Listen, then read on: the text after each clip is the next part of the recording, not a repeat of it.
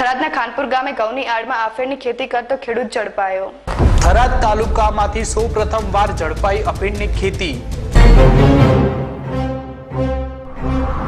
કેટલા ટાઈમથી ચાલતી હતી અફીણની ખેતી? માવજી નથા પ્રજાપતિ ક્યારથી કરતો હતો અફીણની ખેતી?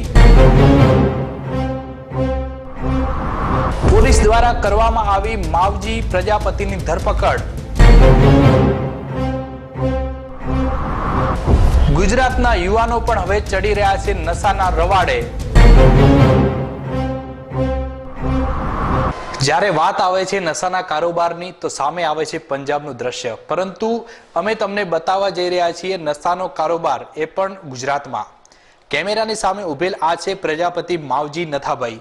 તેની કરતૂતો સાંભળશો તો તમે પણ ચોંકી ઉઠશો। જી હા, કેમેરાની સામે ઉભેલ પ્રજાપતિ માવજી કરે છે નશાની ખેતી। જી હા, નશાની ખેતી। આ ઈસમ કરે છે અફીણની ખેતી। અત્યારે તો પોલીસે બાતમીના આધારે તેને ઝડપી પાડ્યો છે। વાત કરવામાં આવે સમગ્ર આ ઘટનાની તો બનાસકાંઠા જિલ્લાના સરહદી વિસ્તારોમાં ક્રાઇમ દિન પ્રતિદિન વધારો થઈ રહ્યો છે અને નશાની હેરાફેરીમાં પણ વધારો થઈ રહ્યો છે। થરાદના ખાનપુર વિસ્તારથી નશાની ખેતી થતી હોવાની બાતમીના આધારે પોલીસે રેડ કરતા અફીણના છોડ ઝડપાયા છે।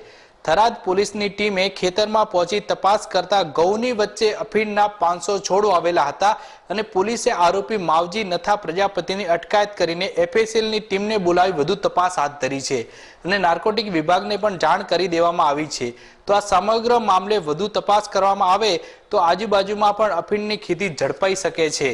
પોલીસ દ્વારા વધુ તપાસ કરવામાં આવે તો આ ઈસમ પાસે નશાનો સામાન કોણ ખરીદતા હતા અને કોને કોને વેચતા હતા અને નશાનો આ રેકેટનો પણ પર્દાફાશ થઈ શકે છે।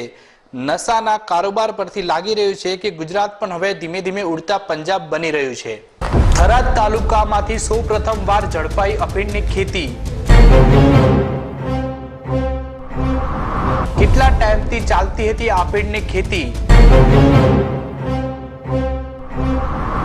માવજી નથા પ્રજાપતિ ક્યારથી કરતો હતો અફીણની ખેતી? પોલીસ દ્વારા કરવામાં આવી માવજી પ્રજાપતિની ધરપકડ। ગુજરાતના યુવાનો પણ હવે ચડી રહ્યા છે નશાના રવાડે।